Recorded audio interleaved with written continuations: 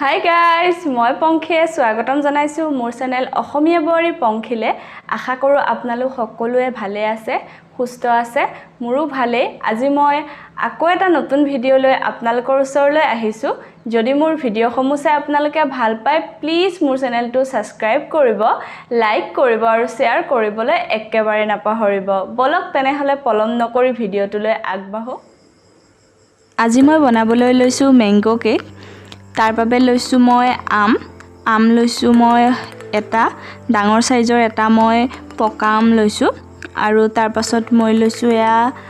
ময়দা গাখীৰ লৈছো 1 কাপ ৰিফাইন তেল লৈছো 1 কাপ 1 কাপ লৈছো মই চেনি আৰু আপোনালোকে চেনিৰ পৰিমাণটো কম বেছি কৰিব পাৰে ইয়াতে মই এটা মিক্সাৰ bowl লৈ লৈছো আৰু ইয়াতে মই ময়দাখিনি দি দিছো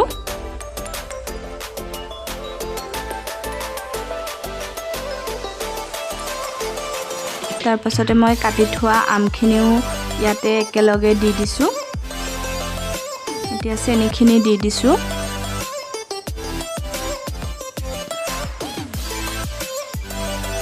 ৰিফাইন তেলখিনিও মই একেলগে দি দিছো আৰু গাখীৰখিনি মই দি দিছো গাখীৰ মই সম্পূৰ্ণ ব্যৱহাৰ নকৰো কাৰণ পাছত লাগিব পাৰে সেই কাৰণে মই আধা ব্যৱহাৰ কৰিছো আৰু এইখিনি মই ৰাখি দিছো আৰু এইখিনি মই এতিয়া মিক্সাৰ ধুনিয়াকৈ পিছি লম এইখিনি চাওক মই ধুনিয়াকৈ গ্ৰাইন্ড কৰি ললো আৰু এইখিনি মই এটা বাটিত উলিয়াই লৈছো এনেকৈ মিক্সাৰ দি দিলে আপোনাৰ ফেটি থাকাৰ কোনো প্ৰয়োজন নাই একেবাৰে সহজে হৈ যায় এতিয়া মই ইয়াতে ব্যৱহাৰ কৰিছো বেকিং সোডা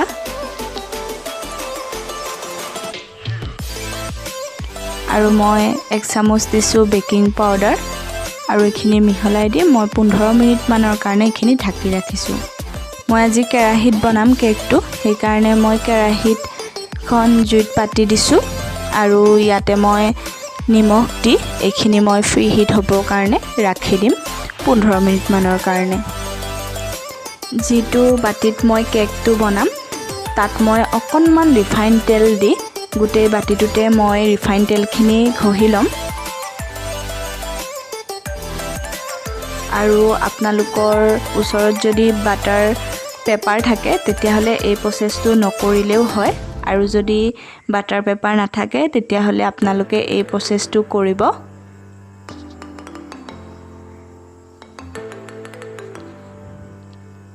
তাৰ পাছতে মই ইয়াতে অকনমান ময়দা ছটিয়াই দিছো আৰু গুটে বাটিটোতে মই সানি লম আৰু আপোনালোকে কেক বনালে এই প্ৰসেসটো কৰিবই তেতিয়া কেক তলত লাগি নধৰে আৰু যদি বাটাৰ পেপাৰ থাকে তেতিয়া হলে বাটাৰ পেপাৰ ব্যৱহাৰ কৰিব আৰু যিখিনি ৰৈ গৈছে ময়দা সেইখিনি মই উলিয়াই লম আৰু এয়া হৈ গৈছে এয়া 15 মিনিট হৈ গৈছে এতিয়া ঢাকনখন খুলি দিছো আৰু অকনমান চাও যদি ডাঠ হোৱা নাই তেতিয়া হলে মই ইয়াতে গাখীৰ ব্যৱহাৰ নকৰো আৰু যদি আপোনালোকৰ ঠিক জুখতেই থাকে তেতিয়া হলে গাখীৰ ব্যৱহাৰ নকৰিব মোৰ অকনমান লাগিছে ডাঠ হোৱাৰ দৰে সেই কাৰণে মই গাখীৰ কণ দি ধুনিয়াকৈ এইখিনি মিহলাই ললো আৰু এয়া চাওক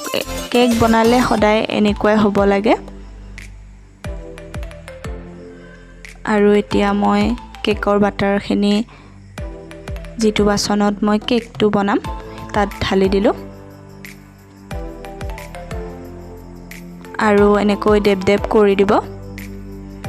তেতিয়া চাওক অকনমানি বাবলছ বিলাক ওলাই পৰিছে চাওক আৰু এয়া কেৰাহীটো ফ্ৰী হিট হৈ গৈছে এতিয়া মই ইয়াতে কেকৰ বাটাৰখিনি লাহেকৈ দি দিছো চাব ভালকৈ দিব খুবেই গৰম হৈ থাকে আৰু ইয়াতে ঢাকনিখন লগাই দিছো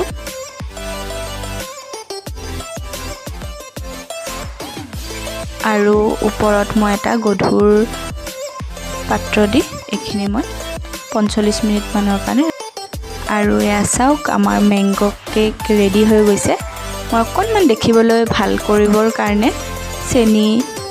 মিক্সিত পিচি পেলাই মই ইয়াতে দি দিছোঁ আৰু চাওক কেকটো বিৰাটেই কোমল হৈছে আৰু ধুনীয়াকৈ ফুলিও উঠিছে